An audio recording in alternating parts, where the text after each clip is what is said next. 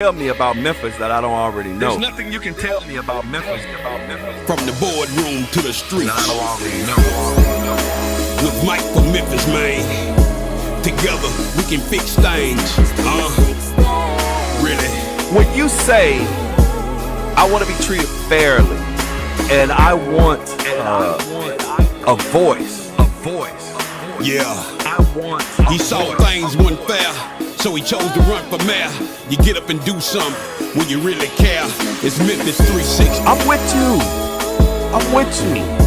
In the meantime, It's Memphis 360. In the meantime, in between time, we got folks shooting people up out the frame. Anybody said a word. We've become accustomed to people dying in this city. Yeah. It's Memphis 360. Turning the TV on and the news and see our loved ones and see young people that are out of control. And now you see, okay. We talk about incarceration. We talk about the youth. We talk about giving them the ability. We talk about investing in young people and investing in the community. See, I hate ignorance. I hate when people make decisions about things and they make statements and they haven't done their research. How can you fix the problem when you don't even know what the problem is? We need some help in this city. It's Memphis 360. See, I hate ignorance. It's Memphis 360. Man.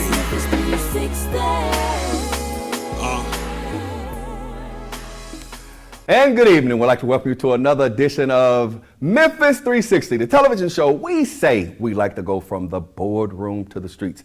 How in the world can you lead a city like Memphis and you really aren't in touch with what's going on in these streets? You can't be living in those glass castles and not know who's throwing these stones around here, because we got so much going on in this city. So much crime is happening in this city. I saw on the news where two elderly ladies were killed in their home. I think one of them was wheelchair bound. Jesus Christ. We got 4 that were killed last night in horrible traffic accidents.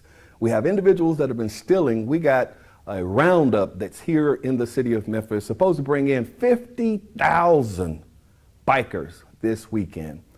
And people are stealing their motorcycles already. There have been reports of motorcycle thefts. A lot of these individuals are living in hotels like over on American Way and different places like that.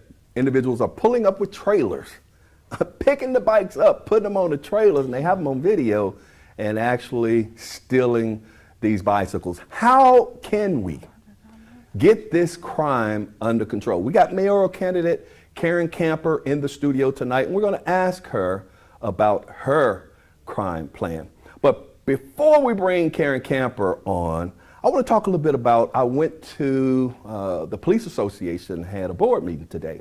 So on my lunch break, I stopped in for some food. But they were having a serious meeting, and I have not saw the Police Association this packed in a long time.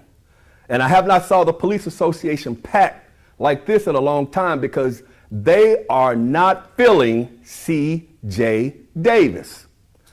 And I don't know what you think you're doing, Miss Davis, because I'm going to tell you this. As a former president of the Memphis Police Association, I fought for the Memphis Police Association for 12 years. The police are tired of having to fight with the administrations that are down there in 170 North Main, 125 North Main. You know, Mr. Strickland gives off the appearance that he is a people person. He is for the people. He has been with the police for the longest. But let me tell you something. I've been here.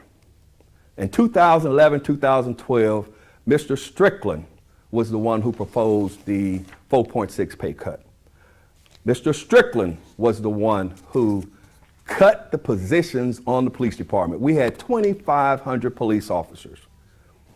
Mr. Strickland was one of the ones that proposed cutting the health care for the retirees, Mr. Strickland. So you bring in C.J. Davis as opposed to someone from the inside. And you know, you can do what you want to do, Mayor. But I'm telling you, what you're doing is starting to create dissension amongst the police officers. And I'm going to tell you why. You just went through negotiations and you signed a contract. It started with the uniform allotment. You signed the contract that the officers would be paid $450 for their uniforms, to replenish the uniforms. After the contract was signed, then you say you want to go to vouchers. Now, you have the ability to do what you want to do in negotiations, but you disregard the Memorandum of Understanding, which is the MOU, that the officers went on strike here, Miss Davis, in 1978 to acquire that. And also, the MOU is so that they cannot strike anymore. But you are not adhering to, and you are attempting to bring dissension within the Memphis Police Association. And I have not said anything about you, Ms. Davis, until recently, because I wanted to give you the opportunity as a young black female, well, as a black female. I don't ever want to throw shade, and I don't ever want to just get on the bandwagon, and I don't ever want to just put somebody down just because. I want to wait, and I want to watch, and I want to give you an opportunity, and I want to see what you're going to do. But see, that time is over for Mike Williams. See, it's a good thing that I am not at the association, because I'd have billboards up all over the city. I'd have officers standing on street corners. I'd have been done it, because as I have been watching, I've been sick of you for a while. Damn. I've been sick of you. I've been sick of Shaun Jones, the one you brought in with you, who can't stand the MPA, and every opportunity he gets, he tries to disregard the Memorandum of Understanding, and I don't like it. So you go back on your agreement about the uniform allotment. Then you turn around and you try to implement a field sergeant, but because the MOU will not allow you to put sergeants and allow you to just do at will what you want, so now you bring on second lieutenants. And then you say patrolmen with no experience can step over sergeants who've been here for 10, 15 years and become supervisors. You're setting the city up for failure. And also you're creating dissension within the MPA. Now, if I was there, I would tell every young person, don't sign up for that test. Because if you sign up for that test, you're buying into the bull crap that they're trying to feed you. Because they want you to be a second lieutenant. They want you to have supervisory roles, but they also want you to be a patrolman because you're stuck in the middle, and they only want to pay you $3,000 more than a sergeant. So you become a second lieutenant and you're no longer covered under the bargaining unit, people. You better be careful what you do. See, they can't tell you this at the MPA, but I can. So I advise every officer, if you have signed up, get off the list. If you have not signed up, don't. You're more powerful than you think, and you have constantly shown this city how powerful you are. You've shown them how powerful you are with the help of the citizens of this city that have stood behind you. We have a lot of good officers in this city. We have a lot of good supervisors and upper management. You got Sam Hines. You got Don Crow.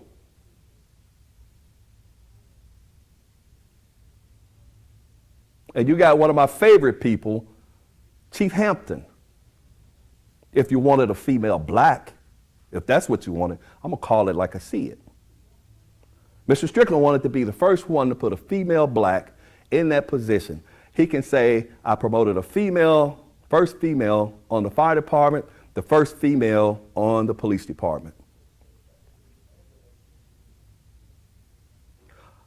Miss Davis, your officers are not happy. See, you ain't been spanked yet. That's why I say you better be glad I'm not down there.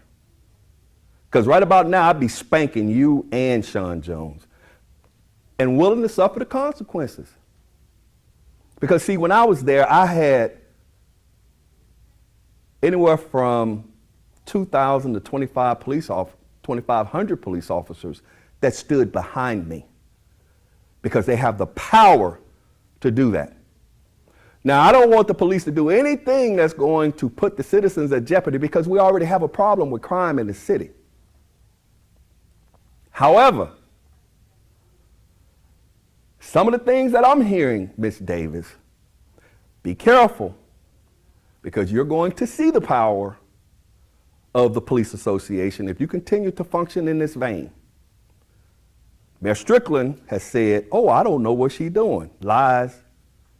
She's not going to do anything that you don't know about.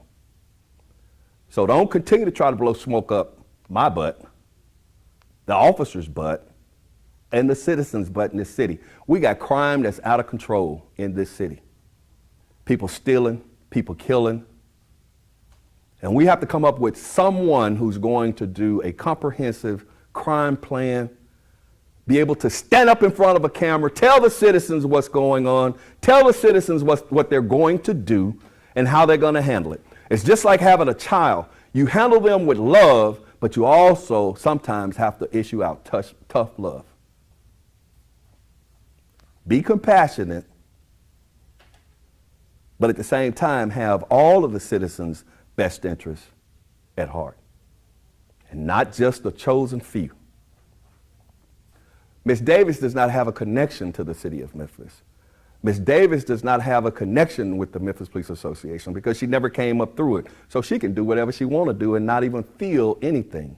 When I dealt with Armstrong, when I dealt with Rollins, they did what they had to do, I did what I had to do, but we did it with respect and we did it with honor. And we worked with each other. Anyway, I had to get that off my chest, and this is not going to be the last that I'm going to say about this because from what I saw today, it's brewing. And it's just a matter of time. You remember when I used to put the billboards up, and you remember we stood on street corners, and you remember we didn't have a problem.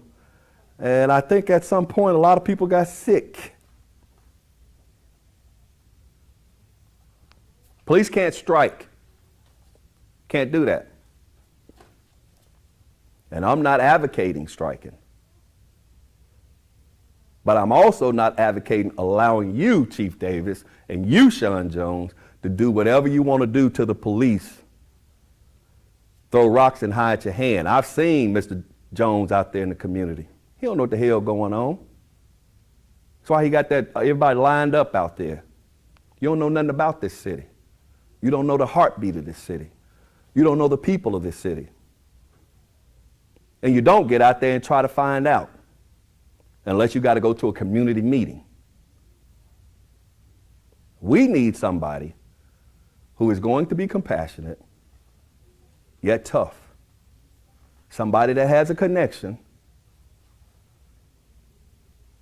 yet will stand on right when it comes to the citizens of this city and also when it comes to these officers that are putting themselves on the line. As a citizen, I demand that. And if that's not what you're going to do, get out my face. I've earned that right. Got a good show lined up for you. I don't think Ms. Camper want to come up here now. She's like, oh, Lord, I got to come up behind that. He done talked about the police chief. Yes, I did. And whoever's the next mayor, I hope they get rid of her. Bye. Out of here. All right? Bring in somebody who lives here. Bring in somebody that came in through the ranks. And even if you want to do your national search, do that too. However, we had a lot of qualified individuals that know this city inside and out that would have been excellent for that job. And as a matter of fact, Mr. Strickland pissed me off because they had actually completed the process and they opened it back up just to get her. He already knew who he wanted. He wanted somebody who was detached.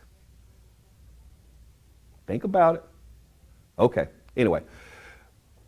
We're going to go ahead on. We're going to take a real quick commercial break because I got to get Miss Camper up here because I want to talk to her about all that stuff I just talked about, y'all. I want to see what a crime plan is. I want to see why should we elect Miss Karen Camper as the new mayor. Hell, we want to set a standard. I think it would be excellent. She'd be the first female mayor of the city of Memphis, African American at that. All right? So let's talk to her, and I want y'all to really listen. I talked to Mr. Bonner yesterday, and he said he's going to come on my show as well. And I'm going to try to get possibly a couple of the other mayoral candidates to stop by and talk to you. After they look at this, I don't know if they're going to want to come on here or not. I promise you, I ain't going to mess with you, but I'm going to be all up her, period. Y'all know me. I ain't scared. Hello, lights. Look, I'm just trying to make light out of what I'm thinking is going to be a bad situation. I see it coming. I see the train coming down the tracks, and I'm just trying to let you know ahead of time with everything else that we have going on, okay? So we're going to take a real quick commercial break. Don't you touch that dial. The number to call in is 244-6874, 244-6874, and we're going to have retired Warrant Officer CW3 Karen Camper. So she got that discipline thing. We're going to have current minority leader of the House up in Nashville. Look, been doing it for umpteen years now, trained by some of the best, work across the aisle, do all kinds of great and wonderful things. We got her coming into the studio, and she is here, rip roaring and ready to go. So don't touch that dial. We'll be right back after this commercial break.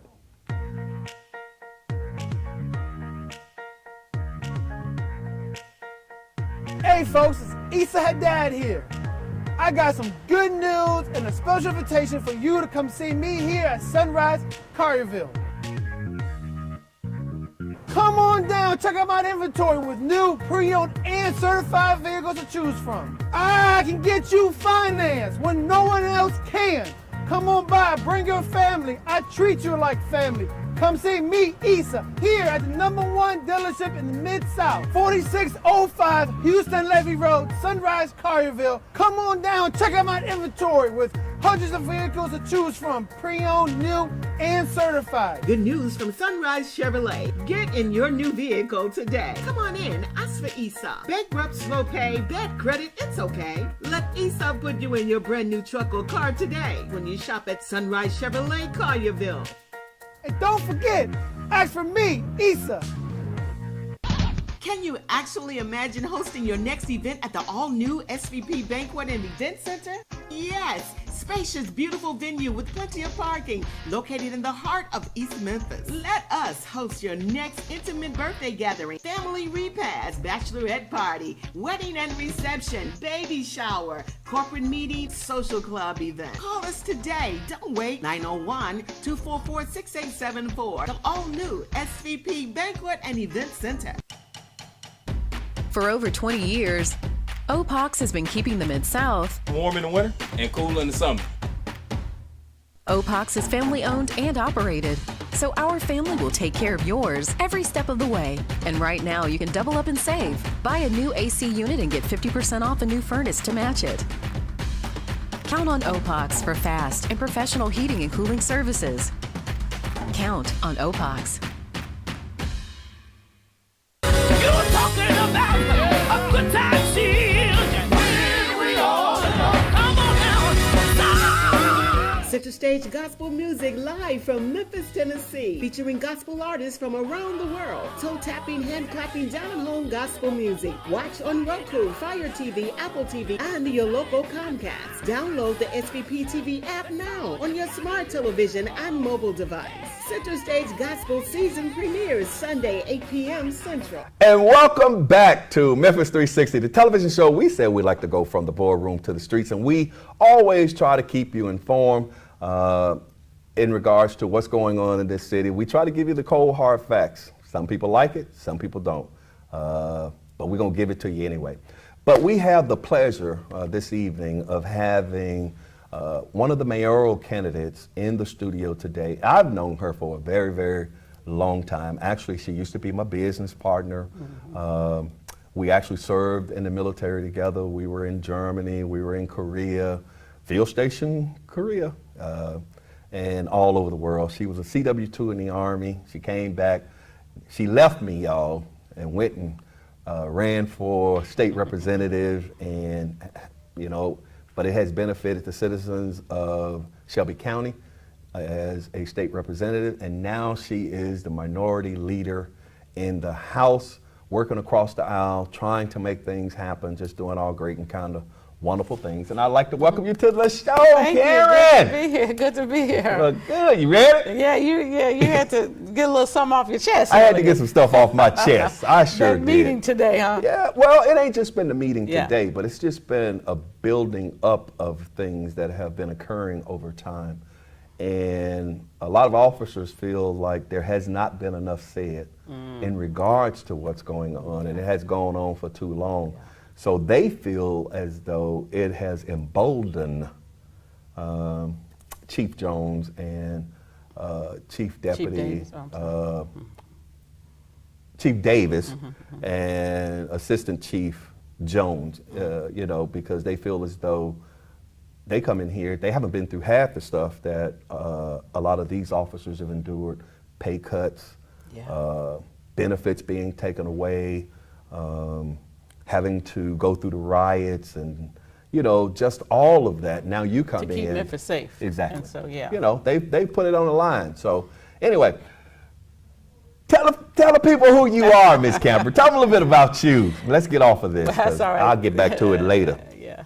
Thank you, Mike, for having me, and for all of your your viewing audience. Yes. Thank you so much. Just for those who don't know me, I've born and raised here in Memphis, Tennessee. Went to Southside High School, graduated, went off to the University of Tennessee in Knoxville, and eventually was recruited to go into the Army because of my background in computers. I was like, computers are the future. And, I thought I was going to work at IBM or something like that. But I ended up in the military, in military intelligence, which was something new for me. Right. So I got to see the world, got to learn a lot, and eventually retired, came home, got involved in my community, my neighborhood association, trying to get things done down at City Hall and working in the party, and just kind of, being the community person that I am. And eventually was appointed to this seat after Gary Rowe passed, and I ran to keep the seat and have been there serving ever since. So that's a little bit about me. I'm a mother of one, got one grandson, Zycam. Hey, Zycam. And I'm an usher at my church, New Beginning All Life Ministry. And I guess we did have a business together. We did. Started, so Mike and I, when we served in the military, part of our military service is to reach out to the community wherever you're serving. Right.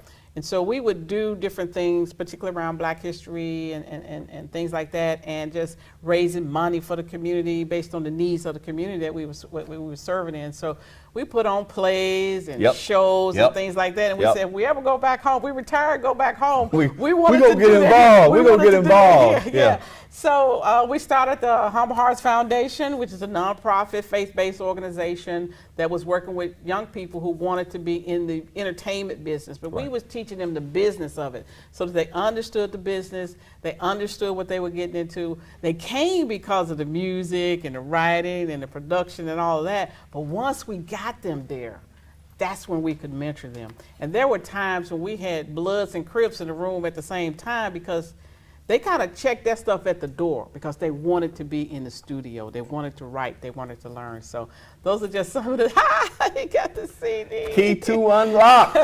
Key to unlock. And we eventually started a for-profit organization, which is the Key to Entertainment he's talking about. And so, we've been working with young people in the community for years. And after I went off into the General Assembly, he said I left him. She left me.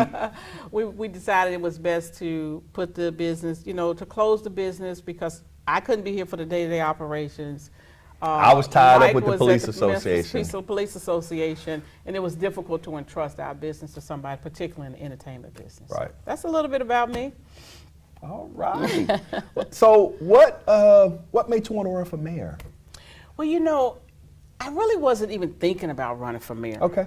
You know, my mind was on, I'm going to represent us up here in Nashville. Eventually, we're going to turn things around. I'm going to be the Speaker of the House. You know, I was kind of on that track of what I wanted to do at the state level. But when the Ford Corporation announced Blue Oval. that they were coming, Okay. and I could see that not only will West Tennessee be transformed, but Memphis would be transformed. Okay. And it was going to be crucial to have somebody that was going to usher us through this transformation. They had the heart of the people, they had the relationships in Nashville, they had the discipline and the things that was necessary to move us forward.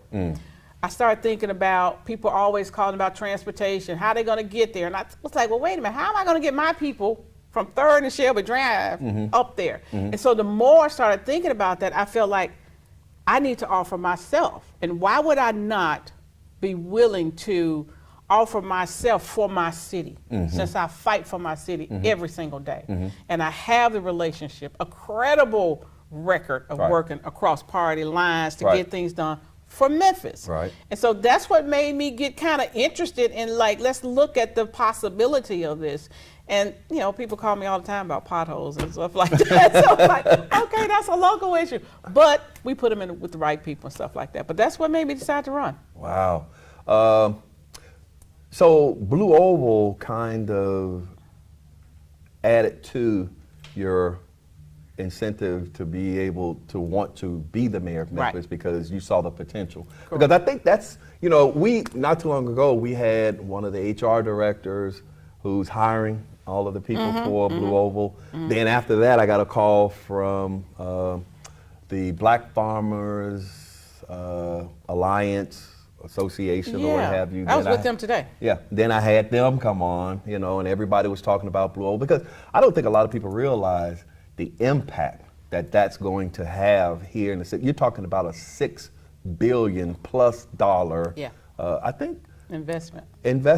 And now it's more because the Biden administration has offered funding for different automobile manufacturers, and I think it was like 9.7 billion, and so Ford got a piece of that too. So they're up to about 11 billion now in terms of the investment. Wow. And some of the stuff that I've heard from people, particularly, you know, African Americans, feeling like they're not going to get access to contracts, feel like they're not going, you know, we're going to get bozo up, we're going to be left behind. So I've been like, look, we need to get in front of this issue. And we need to make sure that we're prepared and have the things that we need to do when these opportunities come so that we can take advantage of it. Because it's going to transform Memphis, which means it's going to transform our neighborhoods, which means we need to invest in our neighborhoods. We need to invest in our police officers whose morale is low. And things like that just got me more and more excited about, I need to do this for my city. Hey, the number to call is 244-6874-901. 244-6874 if you want to be a part of this conversation. We have Mayoral Candidate Karen Camper in the house. If you have concerns and you want to know a little bit more about Ms. Camper and what are going to be her goals when she gets in as the mayor, you know, we're going to get to the crime thing because everybody wants to talk about crime, and we're going to get there. But I try to get you guys familiar with the candidates all the way around because they're people, number one. Number two, what attachments? And I just talked about that police thing, and I'm a firm believer that you do have to have attachments to this city, and you have to have a love for this city because Memphis has so much to offer. It has so much to offer, and I think a lot of times if you have been outside the city of Memphis, you know, for some people that have been here all their lives and a long time, you kind of get caught up in a microcosm and you just kind of see what you see. But once you have gotten outside the city of Memphis and you've experienced other things, I'm going to tell you, you know, we've lived all over the world. All over the world. And I probably could have lived a lot of other places, but for me, there was no place like home. And I wanted to come back to Memphis. And as I grow older, I definitely want to enjoy my twilight years in peace without all my stuff being stolen and without me being carjacked at the dadgone gas station. So, what would be your priorities? What's your what do you call it? Okay, what are your priorities? How do you see your priorities as going into the mayor's office? What would be your priorities? Well, thank you for that question, because what I've heard and being in the community, talking to people, and I mean, obviously listening to the news and all of these things, public safety is number one. Right. And we spend a lot of time on the crime reduction piece, but what we don't kind of think about is the entire ecosystem. Okay. So we have the crime and law enforcement, which Memphis law enforcement officers are doing great work. They respond, you call them, they come in.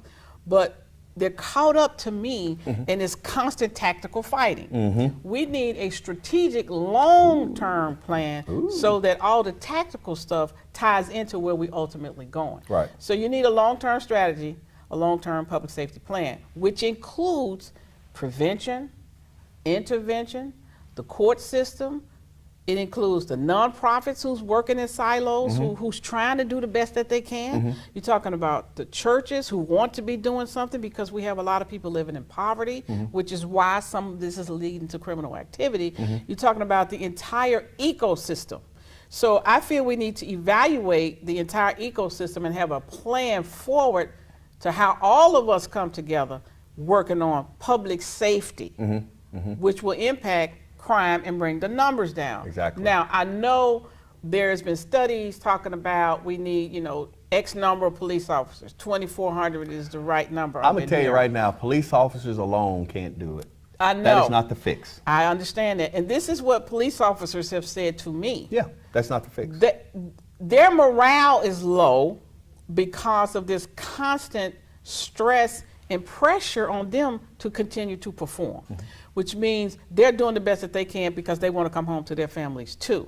But if we did more preventative measures to shut off the pipeline of the crime, then our police officers would be reduced in the level of overtime that they have to do, their morale will be lifted, and I feel like we need to do a better job of retaining the law enforcement officers we have.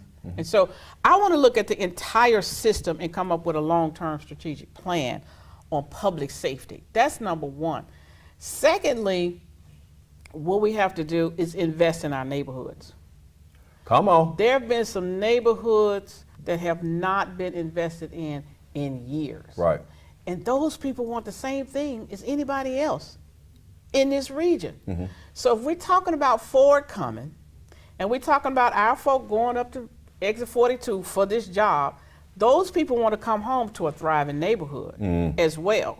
So we have got to invest in our neighborhoods and clean them up. We used to be the cleanest in the country. City beautiful. City beautiful. And clean it up and invest in it so that the people, when they come home, and those people that live there have all the great things, grocery stores, banks, all those, to health care, access to health care, because Memphis is poised for greatness. I mean, we are on the precipice right now of something phenomenal. And if we don't have the right leader navigating us through it, we're going to wake up and wonder what happened, what didn't we do, why didn't I, and I'm not going to be that person. I'm going to do everything I can to make sure that Memphis do not become a Detroit, as it were, when their tax base left and people went, to the surrounding areas and left the people in Detroit holding the proverbial bag. We're not going to do that in Memphis. And that's the thing that got me more and more excited about, I have got to run for mayor. I have got to usher this city through this. Experience matters. Discipline matters. And I definitely agree. I can remember in 2015 when I ran, and a lot of people was like, no, don't run. You can't make a difference. You ain't gonna put a dent in. You ain't gonna do this and you ain't gonna do that. It didn't matter. And for me, God had put it on my heart that I had to do this. I had to do this. I remember. And a lot of times people didn't understand that it wasn't necessarily about me winning. It was about me not letting somebody else win. because they would have been more detrimental to the ecosystem I hear you. than somebody new, and we need to give somebody this opportunity. Okay, caller, you're on Memphis 360. Go ahead. Hey, Mike, how you doing? It's Leroy. Hey, Ms. Camper, Leroy Jones, ex-board member, NAACP. How you doing today? Hey, how are you? I'm fine. Good, good. I see and keep a move on you, everything. You're doing great.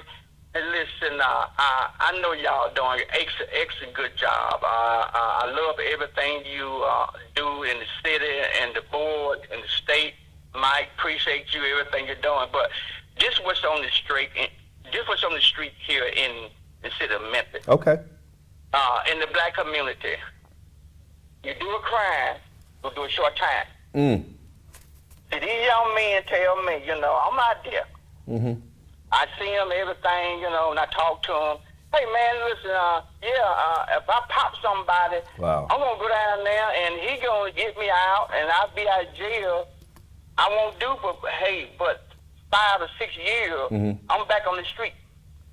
So what we got to do is educate them. And, you know, I'm still a board member over there with, you know, with the Memphis Police Department. And Steve was there talking to him. And I talked to Steve.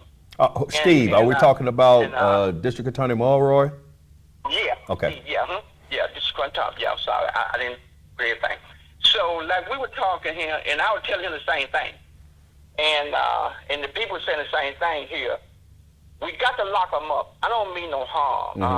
You carjack, you rob, you break, or whatever. We got to put them away, Carl. We got to send a signal to these young guys. You carjack somebody, you're going away 15 and 20 years. We got to hurt them. Okay. Only way to hurt them, just love now. Just love now. Whether Tough my son love. or my daughter. You know me. I'm very hard on crime. I hate people out here when they doing crime. You know, I had a guy almost carjacked me.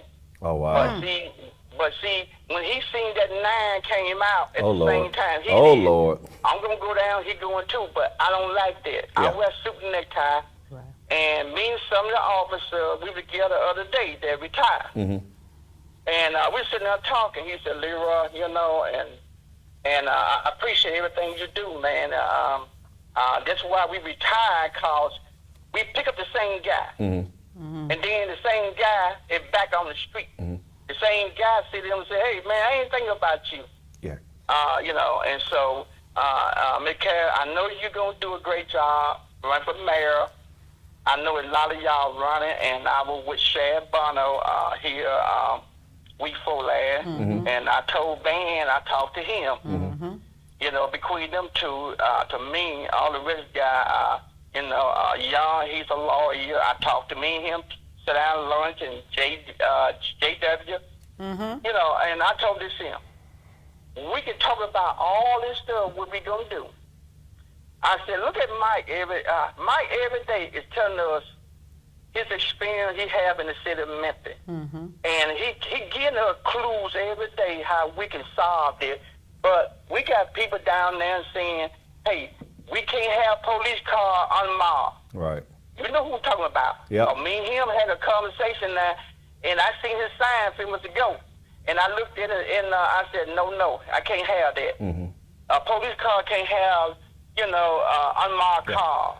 We have to Mr. Jones. pull somebody over. You know, each time an officer pulls somebody over, first thing to holler. I know my Constitution right. Yeah. No, you don't. Mr. Jones. Yes. I ain't trying to rush you, but I need to get to Miss Camper, because these folks trying to see as a mayoral candidate what she has to go offer. ahead. Hey, listen. But I appreciate you, Doc. You know I love you, man. Okay, all right. With 10-4, we gone. And thank you. All right. He didn't necessarily have a question. No, but the point he was making. What point was he making? The point Ms. he was Camper? making is that the entire system need to work together. Okay. So you can have tough books on the laws, like we've passed law. I personally, we have passed laws to get at the issues that he's talking about. But then, if you're not working in conjunction with the other part of law enforcement, DA's office and that, and Exactly. the courts, then you have a situation like he's talking about. That's why I said the plan has to be long term, and everybody working together so that you know how it is in the military. You yeah. got a mission, and everything you do leads to that one mission. Exactly. And if that mission is a safer Memphis, then all of us are working together. But that has been the problem here in the city of Memphis, though, Ms. Camper, since I've been back and just kind of watching. We have all of these smart people. Yeah. But we got too many self-serving people, number one. And, you know, they're looking out for their own best interests, because a lot of times I look to see, what are you doing for your constituency that actually elected you? You just said, we got too many communities that have been underserved. That's true. How can that be when they have had constant representation? You know what I'm saying? But then we'll give $95 million for somebody to build a hotel, and I'm not going to call their names. Okay. Or we'll give $25 million to somebody else for them to do this. Then we'll say we're going to invest $875 million over in the Fairgrounds project. All of that's taxpayers' money. So those individuals that live in those underserved communities need to be served just as much as those individuals out there in popular states, you know. But we got individuals that are representing these people that are not standing up. You standing up, but you're only one person. And I tell a lot of people, even if you're on the city council and you're a voice up there and you jumping up, because a lot of people are like, Michael, why don't you run for city council? Well, I'm only one voice. You got to have the other 13 to go along with you. But it blows my mind when I see 7, 8 people on the council that represent those underserved communities, and they can't get nothing passed, or they don't get anything passed. Yet all this money is going outside of their communities. So go ahead. But as mayor, what you gonna do as mayor? The mayor puts forward the plan for that. That's correct. The budget. The mayor, yes. He puts the budget together. The budget is, and they approve it or disapprove. Right. So the budget is your quote unquote priorities. Right. The budget tells you where your priorities are, or what you care the most about at this moment in time. So once you put together your vision for the city, it's reflected in the budget. Correct. And then you got to get the votes on the council to buy in. So you've got to find a way, and this is what I propose doing as mayor, is all of these underserved communities you're talking about, those members are going to want investment in their communities.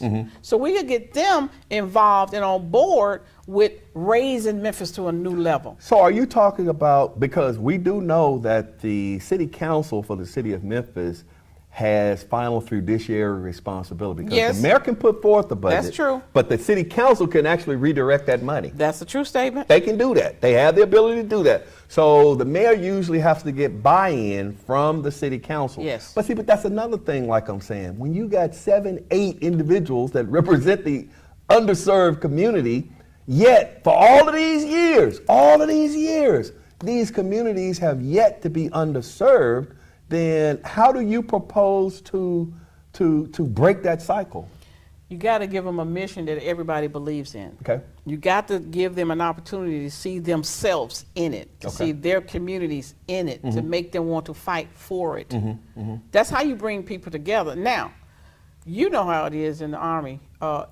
The operation is the thing that's important. Right. We don't have accomplishment of the mission. We don't have to like each other. Nope. You can be wherever you are. Yes. But in this operation, this is how you're going to benefit. Exactly. This is how your district is going to benefit. This is how the citizens you represent is going to benefit. People can buy into that. And then we have everybody fighting for it. Everybody going forth saying, yeah, we need this for our more vibrant Memphis. Yeah, we need this for a thriving Memphis. Yes, we need to shift our priorities. And they need to understand that if everybody eats, if everybody benefits, hopefully the crime will go away. Hopefully the course and the tide of what's happening in this city will change, because I always say that individuals have to have a vested interest. Yes. If you have a vested interest in something, but when you feel that there's no hope, when you feel that we got young people that don't expect to live past 25. We got young people that are living in poverty. We got drugs that are rampant out here. I've never seen so many people that are ODing in the city of Memphis. We get like Chicago and New York. You know, I can remember being in Baltimore and you see them with that junkie freeze or whatever. You be up there at the Baltimore harbor and somebody like this. I had never, ever seen that here in Memphis. I do now. I do now. That's true. Okay, so so you propose, but I guess one of the other good things is, though, as mayor, like you said, you're the one that put the budget forward. Yes. So you can kind of, in your budget, direct those areas that you want to concentrate on. Yes. And if those city council people are trying to fight it or whatever, then how can you say you don't want money invested in your community? I like that. I like that. Yeah, I hear you. like I that, do Ms. too. Camper. I do too. I like that. I think they will want to see. I do too. I think that. I don't know about some of these folks. Well, you know, let's This you know. Mike Williams. I I'm know. sorry. I know. I'm sorry. I'm sorry. You know, I know. I just think the proposal needs to be made. Okay. And you have the conversations early on. Okay. You don't drop it off on them. You give them a chance to have input, so they're Okay. part of the process. They're telling you which area within their district that they feel need the concentration. So you're working with them on their district. And then that's how you can get buy-in, because one, I've come to you to say this is what we want to do strategically for the city. Right. Secondly, this is how your area will be impacted. How do you see your Memphis in this plan? Okay. So now they have buy-in to the plan. Okay, one by one, you get them to buy into the strategy and give you feedback to what they're trying to see.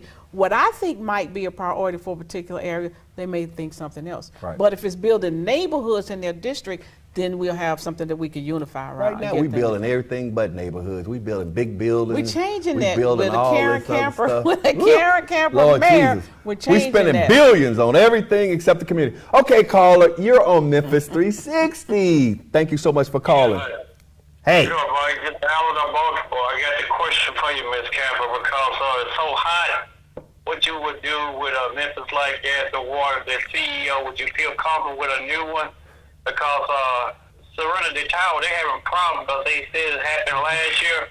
But you deal with the police department and the utility company, because the electric bill, like they shut down on the electric bill, like 110 degrees up in the DMV. So what do you think about Memphis Light, Gas, and Water? I'll listen to your response. Thank you, now. Thank you so All much. right, thank you for calling in and asking that question. So what I think needs to happen within Memphis Light, Gas, and Water, we actually need an outside agency who understands looking at the functions, looking at how it operates, looking at what's outdated, looking at what's not streamlined, and give us an evaluation of what we are doing. Something is happening that's not working.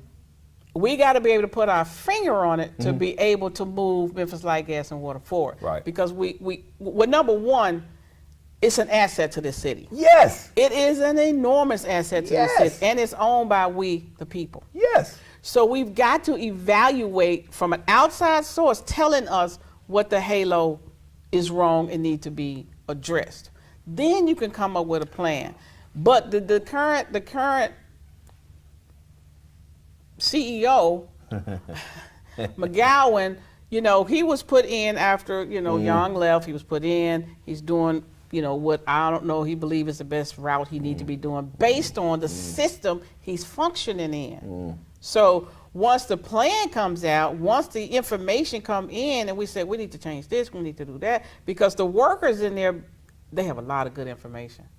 They can tell you what needs to be done, and they'll be willing to say that to someone else that they don't think may retaliate, if you know what But I I'm mean. saying that even if you go in there and you are an individual of Memphis and you avail yourself to them and you open up to them, I'm sure they would be willing to work with you. But I think a lot of people, because see, once again, Come with it. I'm that guy. McGowan was part of Memphis Tomorrow and all them other organizations. McGowan was one of those individuals that worked for the power brokers in this city. They put him with Strickland so that he could work with Strickland to do the things that Strickland is doing. $800 million over here, $25 million there. $95 million here and all of that. And Mr. Strickland took care of McGowan before he left and put him over there to make $300 and some thousand a year. Now, people do need to realize that MLGW is an asset. It is. MLGW belongs to us. Yes. But see, what I was going to tell you is where the citizens get frustrated is that utility has never operated like it belongs to us. That's the point I'm making. You know, when you want to bring in smart meters, they spent billions of dollars on smart meters. They should have been spending billions of dollars on the infrastructure because that's why we're having problems now. Why have we not? They making money. They making money. They're making so money. Why not reinvest that money because it's a public entity and it's a valuable and not resource a private entity. for us. I do agree with you on that, and I'm I sorry. agree that I'm sorry. No, you're right. No, this is a dialogue. Yeah. You're right. We should be reinvested in our infrastructure, in addition to the funding that's come down from the federal government and the state. Look at there. Where all that money going? Where the money going? There is Follow the money available to do some of these things, and I agree with you. When you get elected, can I be over MLGW? I can't make no promises on nobody job. Once we, I'm just messing with you. I know you are. But I would love once to have that we evaluate what we need to be doing, I'll go in there and run then it. you got to get the right person to implement the plan, the strategy. Right. You just can't say I'm gonna go with him because he probably can't even do this. Exactly. You see. Well, thank you so much for that question, Alan. Yes. Now I want to get to, we only have a couple of minutes left. God, it went by fast.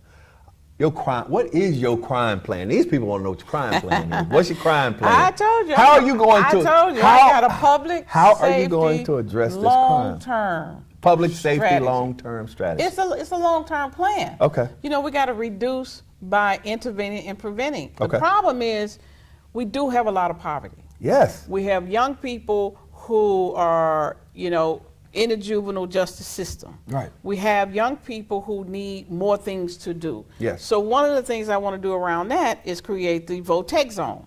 Okay. So in the VOTEC zone, it's like 22 different careers. Oh. The kids get to come in partnership with the school. Okay. They pick, let's say they want to do performing arts. Right. And you know this. Yes. I came, I want to sing, I want to rap. Well, there's lighting, stage, There's so many other jobs cosmetology. behind the scenes. Yeah, behind the scenes that the other kids get to do, and they come because they want to have fun, but it's taking them off the streets. It's getting them involved, and it's giving them a career. Let's say they want to be in culinary arts, it'll be like Chopped. So they're having fun doing that. They're preparing food for the venue. People will be able to buy the food, but you got a whole TV production team that's coming over, that's filming, that's writing, doing copy, and that.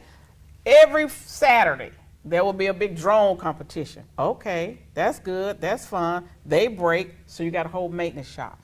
The young people are learning a skill. Now, what do you call this? It's called a vocational technical zone. I call it VOTEC. Okay. A VOTEC zone, and it's in partnership with the school. The schools, they bring them through on a regular basis through the school, and then some of those children. We used to have stuff like that. Right, yep, they rise up to be the ones that run the facility. It has about 4 or 5 escape rooms in there. They eventually run the center, and then the emerging adults, the 18 to 24, that group right there, they're trained to train the teenagers. And then eventually this become an extension into all of our community centers. Wow. So we got to do more innovative things like that to help shut off. So that's a preventative measure. That's an interventive measure that we can do to help relieve our police officers, you know, from having to respond to all of these petty crimes and all these major crimes too that's out there. Again, I think we need an evaluation of the entire ecosystem so that we have a public safety system that everybody can buy into and support and help retain the great law enforcement officers we have who we've invested plenty of money in. They get it and then they leave. We got to change that. Man, Angel is holding up this sign saying I got 3 minutes as usual, and I'm looking at her with the side eye because I can. Real quick, look into that camera and give them your, why should they vote for Karen Camper? Karen Camper, I am the only candidate with 15 years experience in Nashville that have done the work already, who have fought for our city, who have brought money back to our city, who have passed laws to benefit our city. Karen Camper is the only candidate with 21 years in the military that have the discipline that's needed to help usher us through this new transformation that we're about to go through.